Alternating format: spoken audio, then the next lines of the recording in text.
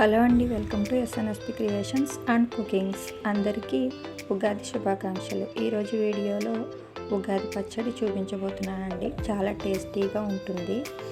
ఈ ఉగాదికి ఇలా నేను చెప్పిన విధంగా ఒకసారి ట్రై చేయండి. మీరు కనుక ఫస్ట్ టైం నా ఛానల్ని చూస్తున్నట్లయితే ప్లీజ్ సబ్స్క్రైబ్ చేసుకోండి. ఇప్పుడైతే ఉగాది పచ్చడి ఎలా ప్రిపేర్ చేసుకోవాలో ప్రిపరేషన్ చూద్దాం.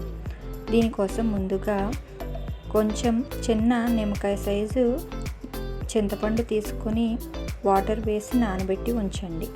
ఇప్పుడు వేప పువ్వు తీసుకొని శుభ్రం చేసుకోవాలి. కాడలు లేకుండా ఇలా చేతితో లైట్గా ప్రెస్ చేస్తే పువ్వులు రేఖలు ఉంటాయి కదండి, అవి వస్తాయి.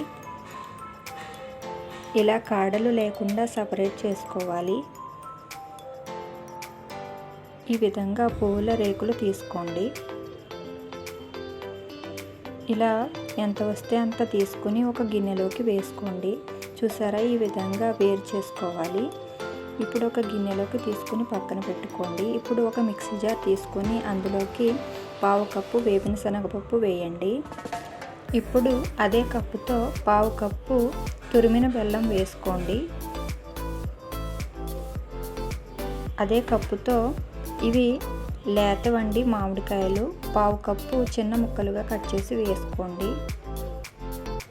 లేతవే వేసుకోవాలండి, ముదరగా ఉన్నవి వేసుకోకూడదు.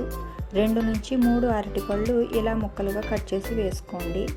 వేసి మూత పెట్టి దీన్ని లైట్గా మిక్సీ పట్టండి, ఎక్కువగా పట్టకూడదు. చూసారా, ఇలా కోర్స్గా బ్లెండ్ చేసుకోవాలి, ఎక్కువగా మిక్సీ పట్టొద్దు.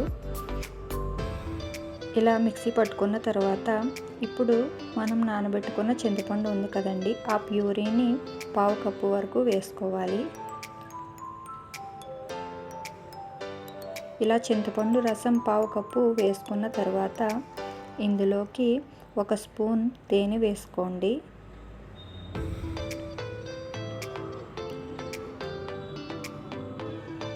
మిరియాల పొడి 1 స్పూన్ వేసుకోండి. 1 నుంచి 2 స్పూన్ల వరకు వేప పువ్వు వేసుకోండి. నేనైతే 1.5 స్పూన్ వేస్తున్నానండి. ఇలా 1.5 స్పూన్ వేప పువ్వు వేసుకున్న తర్వాత ఇప్పుడు ఇందులో 1 టేబుల్ స్పూన్ సాల్ట్ వేయండి. ఇప్పుడు అదే కప్పుతో 1/2 కప్పు కొబ్బరి ముక్కలు వేసుకోండి. ఇవి చిన్న చిన్న ముక్కలుగా కట్ చేసి వేసుకోవాలి. మీకు ఇష్టమైతే వేసుకోండి, లేదంటే వేసుకోకపోయినా బాగానే ఉంటుంది. నేనైతే వేస్తున్నానండి. ఇప్పుడు ఇదంతా 1-2 సార్లు బాగా కలపండి. ఇలా కలుపుకున్న తర్వాత మూత పెట్టి ఒక చిన్న పల్స్ ఇవ్వండి, ఎక్కువగా మిక్స్ చేయొద్దు. ఇప్పుడు 1 కప్పు వాటర్ వేసుకోండి. వేసి ఒక్కసారి మాత్రమే గ్రైండ్ చేయండి, ఎక్కువగా గ్రైండ్ చేయకూడదు. ఇలా వేపిన శనగపప్పు కొబ్బరి మధ్య మధ్యలో కనిపిస్తూ ఉండాలి. చూసారా, ఇలాగా మిక్సీ పట్టుకోండి, ఎక్కువగా మిక్సీ పట్టొద్దు. అంతేనండి, ఎంతో రుచికరమైన ఉగాది పచ్చడి రెడీ. చాలా టేస్టీగా ఉంటుంది. మీకు ఇష్టమైతే ఇలా మిక్సీ జార్లో ప్రిపేర్ చేసుకోండి, లేదంటే మామూలుగా చేతితో కూడా ప్రిపేర్ చేసుకోవచ్చు. ఒకసారి టేస్ట్ చూసుకోండి. బెల్లము చింతపండు రసం సరిపోయిందో లేదో చూసుకొని అడ్జస్ట్ చేసుకోండి.